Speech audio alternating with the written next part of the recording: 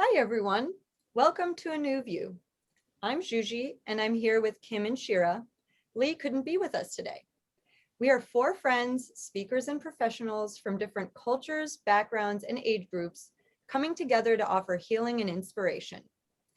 Expectation feeds frustration. It is an unhealthy attachment to people, things, and outcomes we wish we could control, but don't. When we remove expectations from the equation, we find more peace. Is it easy? Hell no. Is it worth it? Well, that's what we're going to be discussing today. Ladies, is there an expectation that you've been able to successfully let go of? I can chime in on that one. The biggest expectation that I had to let go of was the fact that I was going to be married to the same person for the rest of my life, which was such a given in my life.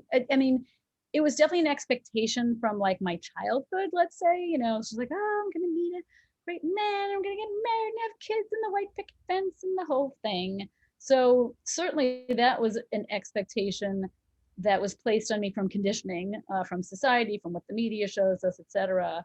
But that was absolutely an expectation I had, and I had to chisel away at that for a long time before I realized that it's not all up to us.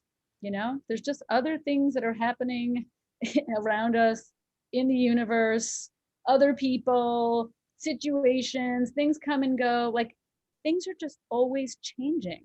And if we don't change, we're in trouble, honestly. So I think the letting go of expectations is really important. And you guys know I love the word allow.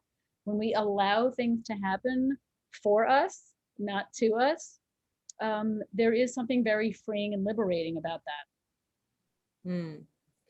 That's so true, Shira. And I just want to sort of piggyback on that in terms of what you were saying about marriage. It also sort of comes with these like expectations of milestones in your life.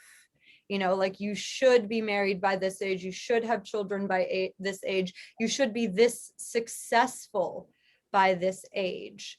And I know so many friends who totally freaked out around their 30th birthday because they just weren't where they thought they were supposed to be. And like, what does supposed even mean? I feel like it's really time for us to normalize that, like, we are not all here to adhere to the same timeline. We're not all here to have it figured out by the time, like, do we truly feel like we have enough collected experience by the time we turn 30 to like have everything like checked off the list? Like, how boring would life be? Like, do you know how long people live? My great aunt lived to be 107. Wow. That's bananas. So to think that at 30 I was really supposed to like have it all, that's so much pressure that is really like something that we put on ourselves. And I really want people to feel free to like Kim, you found love later on in life. It's not even that late in life, but later than maybe was expected for you. And that is why people chase instead of allow, like you said, Shira, because of this perceived deficit that we're living from. Oh, so true. I love that. My biggest expectation put on me was from my mom with my career. So when I graduated college, I went off to work in TV and film, and I didn't really understand that it was a freelance lifestyle. You work on one film and then you wrap and then you're jobless and then you find another, or you go work on a TV show and then you wrap and then you find another. It's a little different nowadays, but back when I was in my 20s and right out of school, I was doing it. I was, meeting new people, making connections, getting one job, it bled into another, but I didn't get any health insurance. I didn't get any 401k or, just all the benefits weren't there. But it was okay because that was just the way it was. And it, you know, it paid well so that you could put money aside for those things. It's not like it didn't, you couldn't afford those things. It just wasn't a part of the package. My mom could not wrap her head around that at all. She came from a generation where you had one job, and here I am, job after job after job. Oh, this production company is filming this. Oh, in like 6 months, I'm going to go work for that production company. And she was like, what do you mean you don't have like benefits? What do you mean you don't have a 401k? What about your retirement? I was not thinking about my retirement at all. But she was very scared. She was very scared, and she definitely projected her fear onto me all the time, especially when I was much younger and just starting out. It did take me like 3 or 4 years to break into the industry. I'm sure there's a lot of industries like that where it just takes time to like pay your dues and get there and make the right connections to, you know, eventually develop into like a consistent thing. And it did, it took time. And she was so uncomfortable with that. And I was sitting there very uncomfortable with that in general, right? It's my experience. It's my fear of not having my next job or whatever. So I didn't really need the extra fear. I already had it. So there was fear and expectation. And it really wasn't until I got much older that she saw that my work was consistent. I was making good money, you know, I could afford my health insurance, and she finally calmed down, but it really took like over 10 years. Well, I really appreciate you bringing this up right now, because I think one of the areas that has such an impact on us as individuals is our parents' expectations of us. And the two thoughts I have on that are, it's really important for parents to have expectations of young children to be kind and thoughtful, you know, to model clear behavior, you know, clear communication with them, to expect them to have manners, to expect them to treat other people well, all of that. But once they're a certain age, you really, because at the end of the day, we're letting go every day, right? At some point, if the right order of things happen chronologically, our children will be adults. They will no longer be under our purview. So we have to let go in increments. And so one of the things I want to say is we need to allow children to be who they are. A lot of the expectations we place on them are societal, you know, things that were handed down from us, from our ancestors. Like, of course you need to go into the family business, like not even like, no, you don't have to place that on them. If they want to come to you and say, I'm really interested in this field, and, you know, and they show interest in it, that's one thing. But the other piece of the equation I find, and this is not across the board, but it's just an interesting nugget, is that a lot of times when our parents place their expectations, their fears, their worries, it's because they might not, they don't have their own life to live.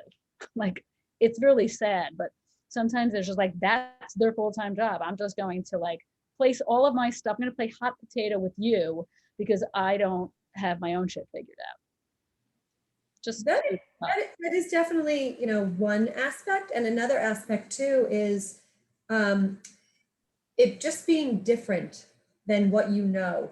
So yes, society definitely, we've created this expectation of the marriage, getting married, having kids, having one career your whole life, you know, where I've had like 9 now. That's more the norm now too. You're a cat. And there's nothing wrong with it. So but it's different, and it's different equals scary to a lot of people who it's just not what they know and what they're comfortable or familiar with. Mm-hmm. So there's, you know, all different things at play here. Well, and in a way, isn't that fear based in the idea that if I don't know as a parent, then I can't guide? And Shira, what you said is so beautiful, because I feel like there's an element nowadays of maybe parents realizing that their job is to almost get out of the way of their children becoming who they're meant to be in this life, and not making them a reflection of who they are, you know, and respecting them as individuals. Of course, it's about guiding. Of course, it's about facilitating and creating a safe space for that to unfold. But you know, college was not an option for me. It was just like an accepted thing that that's something that I was going to do. And because from such an early age, it was an expectation, I felt like I had to pick a lane. I had to choose a career. I had to figure out what school I wanted to go to. I had a very tightly orchestrated plan, right? And every time I reached a new step on that ladder, I got there and I was like, I'm like really not sure if I like this or if I'm really enjoying myself, but I couldn't break out of the plan. I couldn't break free from this expectation that I had placed on myself when I was 13 years old. What business does a 13-year-old have telling me at 25 years old how to live my life? And then at 30, and then at 35, I was just like, when I finally cracked that open, when I finally let go of what that expectation was placed on me by others and that I took on as a 13-year-old, I was free. I was free in ways I'd never been free before because it was no longer serving this bigger plan outside of myself. And I could be like, actually, I don't consent to being, you know, treated this way by the fashion industry. And I don't consent to having to work 75 hours a week to run my own business. I don't consent to any of it. I'm going to live my life and see what unfolds. Uh, That's what's missing though, is that I think is starting to connect, especially for millennials, is what that word consent. It's so powerful. I never knew I could consent. It's like, right, you grew up usually not realizing you had that choice. It was just like put upon you. Mm-hmm. The thing I love about what you said, which is so true, and like as you get older, you realize it more and more, is that life is more, there's never a straight line. Like we want to believe that if I do this and I work really hard and within 5 years, I will, whatever it is, it's never going to go the way you think it is. It just isn't. Things happen, shit happens, people die, people move, people like just whatever. There's just no, that's why I love the quote, right? It's like we want to control things, but we don't. We absolutely don't. So that it's more of a maze than a straight line, which means we have to let go. Like we have to let go of the expectation. And that's what also contributes to not only our peace of mind, but our ability to be present, right? Because there's two ways to go. There's I can work really hard and chase and sweat and blood, sweat, and tears and be really stressed out in the process, or I can put the vibe out there. I can pray. I can meditate. I can take inspired action, right? That's what I love about Esther Hicks and her work, which didn't make sense to me when I first listened to her 10 years ago. I was just like, yeah, gobbledy, hoobity, what are you even talking about? And then a couple of years ago, I like picked up her work again and I was like, oh, now I get it. This is amazing. But there is a difference between taking required action, which is what people put upon us and what sometimes we put upon ourselves, versus inspired action. Oh, that I'm inspired to do that now. Like I'm going to take that step and just, oh, it's such a much less stressful way to live your life. You know what just clicked for me? Mm. When I was running my business and forcing action, it was because I had expectation and I was trying to meet that expectation. You know, there's that saying, expectation is premeditated resentment. Oh, I like that.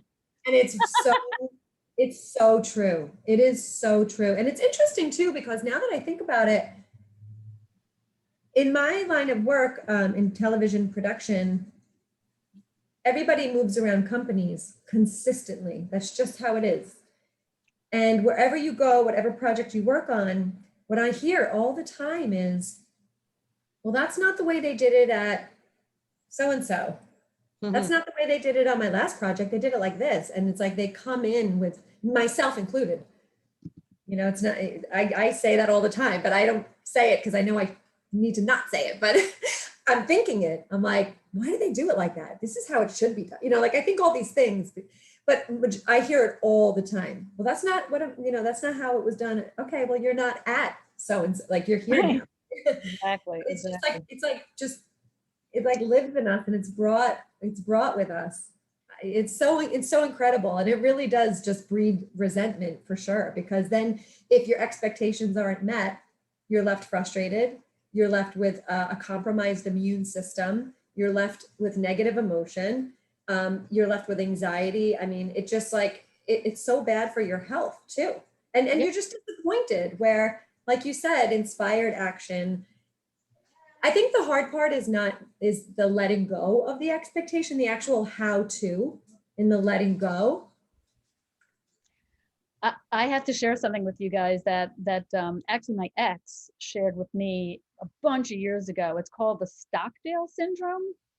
Does this sound familiar to you at all? So, Mm-mm. so there was a man who was captured as POW many years ago, and he was put in a cell with another, POW or like whatever. They were just captured together, and one of them said, "Oh, we're definitely going to get out of here by Christmas," and Christmas would come and Christmas would go, and they were still there.